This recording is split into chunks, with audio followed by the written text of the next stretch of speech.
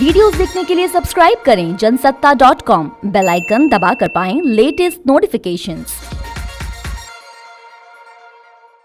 नमस्कार, स्वागत है आपका जनसत्ता पर। मैं हूं आशीष और आपके सामने हाजिर हूं अब तक के कोरोना अपडेट्स के साथ। भारत में कोरोना वायरस से संक्रमण के केस लगातार बढ़ते जा रहे हैं। पिछले 24 घंटे में देश में कोरोना के अब तक के सबसे ज्यादा 75,760 नए मामले दर्ज हुए।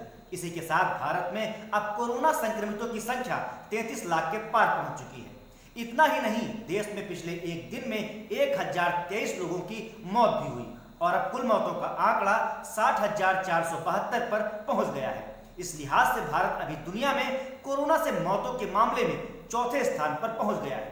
इस बीच कोरोना काल में मुहर्रम के मौके पर ताजिया निकालने के लिए सुप्रीम कोर्ट में एक याचिका दाखिल की गई थी, जिसे आज कोर्ट ने खारिज कर दिया। इस दौरान सुप्रीम कोर्ट ने कहा कि यह ताजिया निकालने की अनुमति दी जाती है और कोरोना महामारी फैलती है तो एक खास तबके के लोगों को निशाना बनाया जाएगा और इससे अराजकता फैलेगी, इसलिए ताजिया निकालने की इजाजत नहीं दी जा सकती। सुप्रीम कोर्ट ने यह भी कहा कि वह ऐसा कोई भी आदेश जारी नहीं करेगी जिससे लोगों के स्वास्थ्य को खतरा हो। Chief justice एस.ए. बोबड़े की पीठ ने कहा कि मुहर्रम जुलूस के लिए कोई स्पष्ट स्थान नहीं होता जहां प्रतिबंध या सावधानी बरती जा सके, इसलिए मुहर्रम का जुलूस निकालने की अनुमति नहीं दी जाएगी। पिछले एक दिन में रिकॉर्ड तोड़ केस आने से कर्नाटक में कुल संक्रमितों की संख्या 3 लाख के पार पहुंच गई है, जबकि उत्तर प्रदेश में भी अब कोरोना के 2 लाख से ज्यादा केस हो चुके हैं। दोनों ही राज्य देश में कोरोना के मामले में टॉप 5 में शामिल हैं। हालांकि पहले स्थान पर अब भी महाराष्ट्र है, जहां कुल 7,18,000 केस आ चुके हैं। राज्य में कुल 23,000 से ज्यादा लोगों की जान भी जा चुकी है, जो कि देश में हुई कुल मौतों का करीब 40% है। इधर उत्तर प्रदेश की योगी सरकार में कैबिनेट मंत्री सिद्धार्थ नाथ सिंह भी कोरोना पॉजिटिव पाए गए हैं।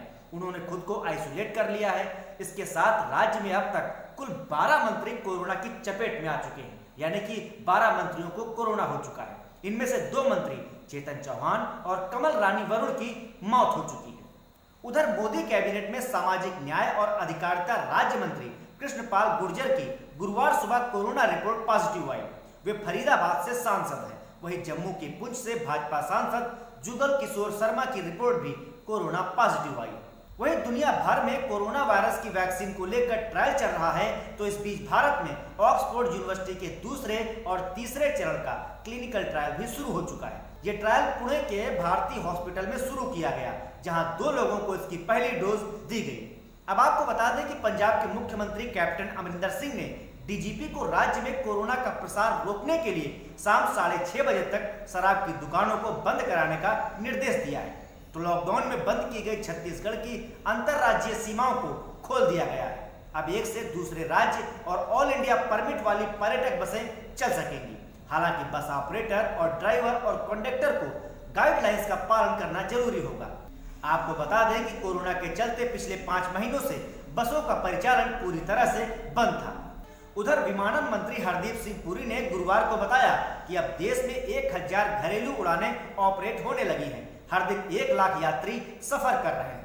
मार्च में लॉकडाउन लगाने के साथ ही विमानों को बंद कर दिया गया था। इस बीच दिल्ली के मुख्यमंत्री अरविंद केजरीवाल ने बुधवार को माना कि दिल्ली में केस बढ़ रहे हैं। साथ ही उन्होंने कहा कि इससे निपटने के लिए हम टेस्ट को बढ़ाने का फैसला कर रहे हैं। हम 1 हफ्ते के अंदर 40,000 टेस्ट प्रतिदिन करेंगे। तो ये थे अब तक के कोरोना अपडेट्स, जिनसे हमने आपको रूबरू कराया। देश दुनिया की बाकी की खबरों के लिए आप बने रहिए जनसत्ता के साथ।